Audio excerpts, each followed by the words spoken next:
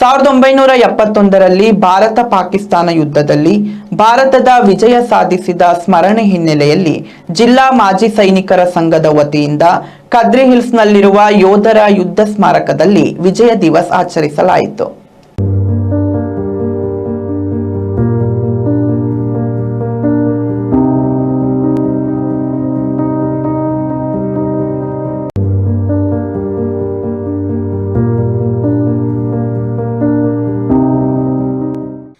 ಮಂಗಳೂರಿನ ಕದ್ರಿ ಹಿಲ್ಸ್ನಲ್ಲಿರುವ ಯೋಧರ ಯುದ್ಧ ಸ್ಮಾರಕದಲ್ಲಿ ವಿಜಯ ದಿವಸ್ ಕಾರ್ಯಕ್ರಮ ನಡೆಯಿತು. ಸ್ಮಾರಕದಲ್ಲಿ ಹೂಹಾರ, ಪುಷ್ಪಗುಚ್ಛಗಳನ್ನು ಸಲ್ಲಿಸಿ ವೀರಯೋಧರಿಗೆ ನಮನ ಸಲ್ಲಿಸಲಾಗಿತ್ತು. ಕಾರ್ಯಕ್ರಮದಲ್ಲಿ ಜಿಲ್ಲಾಧಿಕಾರಿ ಮುಲೈ ಮುಗಿಲನ್, ಜಿಲ್ಲಾ ಪೊಲೀಸ್ ವರಿಷ್ಠಾಧಿಕಾರಿ ಯತೀಶ್ ಸೇರಿದಂತೆ ಹಲವಾರು ಮಂದಿ ಗಣ್ಯರು ಪುಷ್ಪನಮನ ಸಲ್ಲಿಸಿದರು. ಈ ವೇಳೆ ಮಾತನಾಡಿದ ಜಿಲ್ಲಾಧಿಕಾರಿ ಮುಲೈ ಮುಗಿಲನ್ ಅವರು, ವಿಜಯ ದಿವಸ್ ಅನ್ನು ಮತ್ತೊಮ್ಮೆ ಸ್ಮರಿಸುವ ಕಾಯಕವಾಗುತ್ತಿದೆ. ದೇಶ ಕಾಯುವ ಯೋಧರ ಪ್ರಾಣತ್ಯಾಗದ ಮೂಲಕ ನಾವೆಲ್ಲರೂ ನೆಮ್ಮದಿಯ ಜೀವನ ನಡೆಸಿಕೊಳ್ಳುತ್ತಿದ್ದೇವೆ ಎಂದರು. ಕಾರ್ಗಿಲ್ ದಿವಸದ ವಿಜಯ ದಿವಸದ 1971 ವಾರ್ನ ಕಮೆಮೊರೇಷನ್ ವಿಜಯ ದಿವಸದ ಈ ದಿವಸ ನಾವೆಲ್ಲ ಕೂಡ ಆ ಒಂದು ದಿವಸದ ಮಹತ್ವವನ್ನು ಮತ್ತೊಮ್ಮೆ ಸ್ಮರಿಸುವುದರ ಮುಖಾಂತರ ಹೇಗೆ ಪ್ರಪಂಚದಲ್ಲೇ ಮೊಟ್ಟಮೊದಲನೇ ಬಾರಿಯಾಗಿ ಬೇರೆ ಒಂದು ದೇಶದ ಜನರ ಹಕ್ಕುಗೋಸ್ಕರ, ಅವರ ಒಂದು ಸ್ವಾತಂತ್ರ್ಯಕ್ಕೋಸ್ಕರ ನಮ್ಮ ದೇಶದ ಸಿಪಾಯಿಗಳು ಮತ್ತು ಆಫೀಸರ್ಸು ಅವರ ಒಂದು ಜೀವವನ್ನು ತ್ಯಾಗ ಮಾಡಲಿಕ್ಕೆ ಮುಂದೆ ಬಂದು ಹೋರಾಟ ಮಾಡಿ ಒಂದು ದೇಶವನ್ನು ಹುಟ್ಟಿಸುವುದಕ್ಕೆ ಕಾರಣಭೂತರಾಗಿರುವಂಥ ಒಂದು ದೊಡ್ಡ. ಈ ಸಂದರ್ಭ ಬ್ರಿಗೇಡಿಯರ್ ಐಎನ್ ರೈ ಅವರು 1971ರ ಯುದ್ಧದ ವಿವರವನ್ನು ನೀಡಿ 1971ರ ಡಿಸೆಂಬರ್ 16ರಂದು ಭಾರತವು ಪಾಕಿಸ್ತಾನದ ಮೇಲೆ ವಿಜಯ ಸಾಧಿಸಿದ ದಿನವನ್ನು ಸ್ಮರಿಸಿದರು.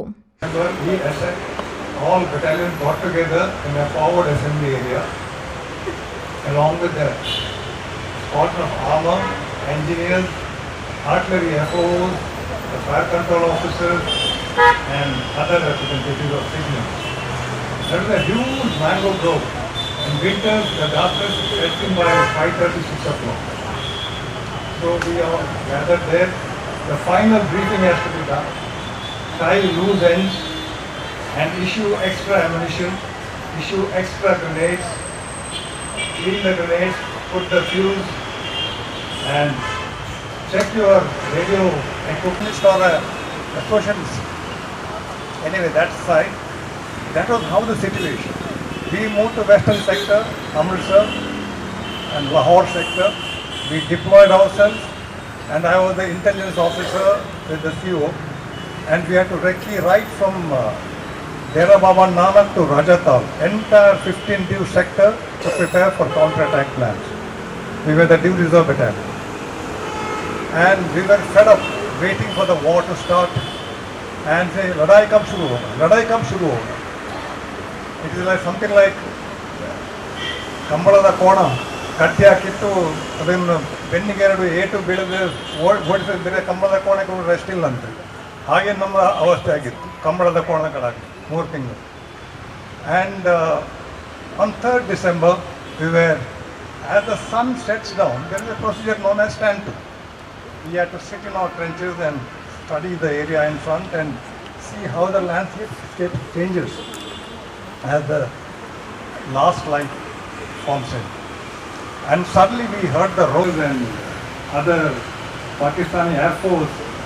They decided to carry out a preemptive strike on 3rd December to attack all the airfields on the western sector.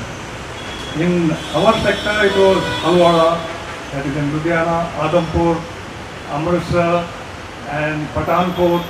They wanted to destroy our Air Force on the ground. But as things would have it, our Air Force was ready and they took off before they could come and strike.